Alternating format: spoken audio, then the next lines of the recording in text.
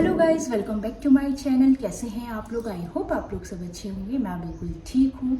मैं अंजलि आज आपके सामने यहाँ पे वीडियो लेके आई हूँ प्रेगनेंसी के सेकेंड ट्राइमेस्टर के बारे में। ये वैसे तो मेरा थर्ड ट्राइमेस्टर स्टार्ट हो गया है, 2-3 ही दिन हुए हैं मेरा थर्ड ट्राइमेस्टर स्टार्ट हुए, लेकिन अभी जो मेरी वीडियो सीरीज़ चल रही है उसमें आज मैं बात करने वाली हूँ सेकेंड ट्राइमेस्टर के बारे में। ये मेरी दूसरी प्रेगनेंसी है, तो मेरा पहला और दूसरा दोनों ही प्रेगनेंसीज़ में जो भी मेरे एक्सपीरियंस है वो मैं यहाँ पे आपसे शेयर करने वाली हूँ।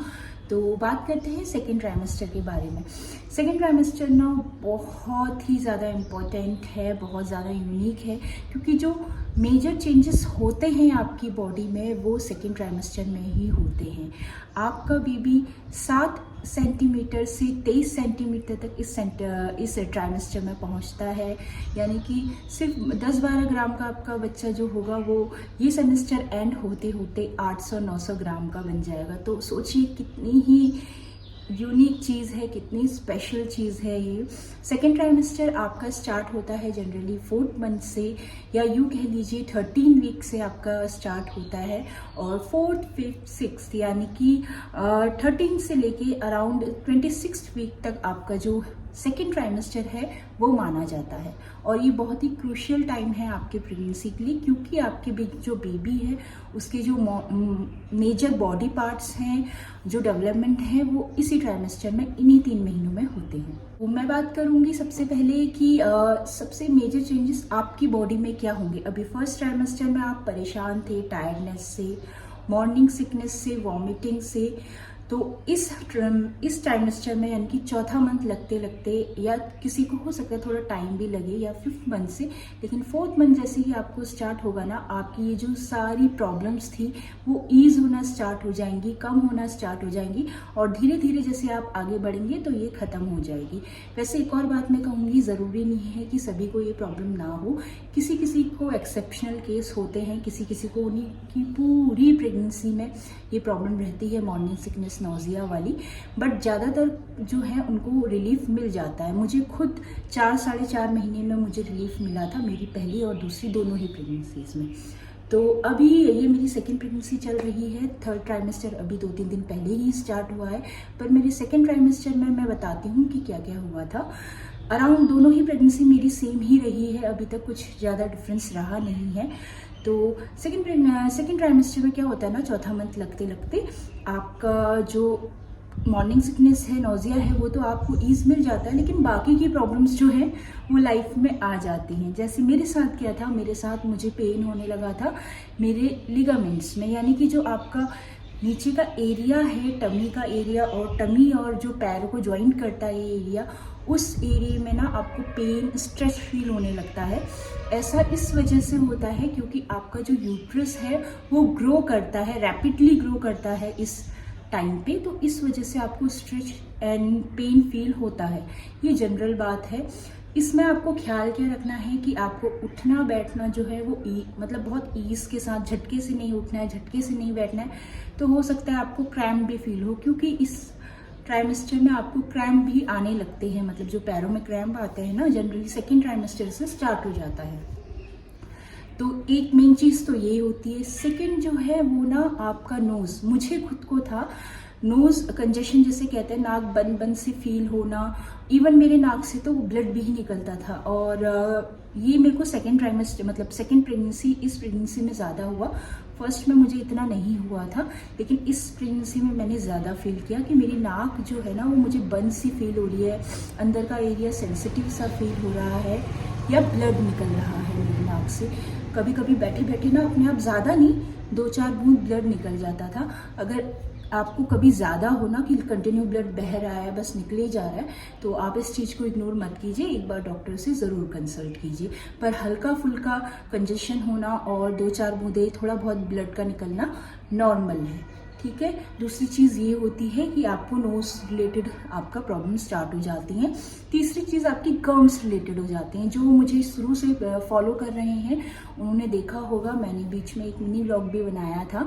मेरे जो डेंटल इशू है वो बढ़ गया था मेरी 5th मंथ में, तो मैं डॉक्टर के पास भी गई थी, डेंटिस्ट के पास, अपने दांतों के लिए। आपकी प्रेगनेंसी ना आपकी बॉडी के साथ बहुत ही अजीबोगरीब खेल खेलती है। ये जनरल चेंजेस तो होते ही हैं, वेट बढ़ना घटना और अपीयरेंस में चेंजेस होते हैं, लेकिन आपको क्या पता है दांतों में भी चेंजेस होते हैं। आप गैप मतलब आप गौर करेंगे तो मेरे जो टीथ हैं उनमें गैप है, और ये गैप मेरी प्रेगनेंसी से पहले नहीं था। मतलब मेरे बेटे से पहले ये गैप मेरे दांतों में नहीं था, या होगा भी तो बहुत कम था, बट अब ये गैप बहुत ज़्यादा है। अब ये गैप बहुत ज़्यादा है और ना अब मेरी सेकंड प्रेगनेंसी में बढ़ रहा है, जनरली मेरे नीचे के दांतों में। तो इस चीज़ को भी लेके मैं डॉक्टर के पास अपने 5th मंथ में गई थी कि परेशान होके, वैसे मुझे फर्स्ट प्रेगनेंसी में पता चल गया था कि ऐसा होता है कि दांतों का जो गैप है वो बढ़ जाता है, बट मैं फिर भी डॉक्टर के पास गई थी क्योंकि मैं बहुत टेंस्ड हो गई थी, क्योंकि अच्छा नहीं लगता ना देखने में दांतों में गैप। तो मैं उनके पास गई थी तो डॉक्टर ने बोला था हाँ प्रेगनेंसी में आपको होता है, बट इसका कोई ट्रीटमेंट अभी हम आपको नहीं दे सकते। जैसे ब्रेसिस वगैरह आप लगवाना चाहें तो अभी मत लगवाइए, आफ्टर डिलीवरी आप आइएगा, उसके बाद जो भी पॉसिबल होगा वो हम आपको सजेस्ट करेंगे। तो अगर आपकी दांतों में गैप आ रहा है तो आप टेंशन मत लीजिए, ये भी एक प्रेगनेंसी का ही नतीजा है। तो दांतों में गम रिलेटेड इश्यू आपको हो सकते हैं, ब्लीडिंग हो सकती है ब्रश करते हुए, या फिर आपको पेन हो सकता है, तो वो भी सब जो बॉडी में हमारे चेंजेस हो रहे हैं उसी की वजह से। अभी तक आपका जो वेट लूज हो रहा था या ज़्यादा वेट बढ़ नहीं रहा था फर्स्ट ट्राइमेस्टर में, सेकंड ट्राइमेस्टर में ऐसा बिल्कुल नहीं होने वाला है। आपका वेट जो है वो गेन होना स्टार्ट हो जाएगा, जिनका भी नहीं हो रहा था उनका भी हो जाएगा, क्योंकि जैसा कि मैंने बताया बेबी जो है वो रैपिडली ग्रो करता है। 30 ग्राम से 800-900 ग्राम तक आपका बेबी पहुंचता है, तो ऑब्वियस सी बात है उसके साथ साथ आपका भी वेट बढ़ेगा। तो आप रेडी हो जाइए, अपने जो कपड़े हैं उनकी शॉपिंग के लिए, मैटरनिटी क्लोथ्स की शॉपिंग के लिए आप रेडी हो जाइए, क्योंकि आपको ज़रूरत पड़ने वाली है। आपको ईज फील नहीं होगा अपने पुराने कपड़ों में।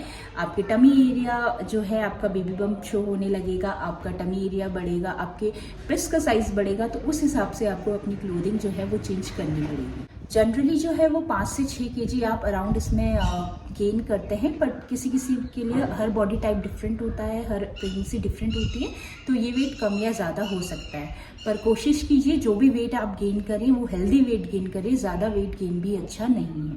बाकी नेक्स्ट चीज़ जो होगी आपके साथ वो होगी आपको बहुत ही रेगुलर हेडेक रहने लगेगा।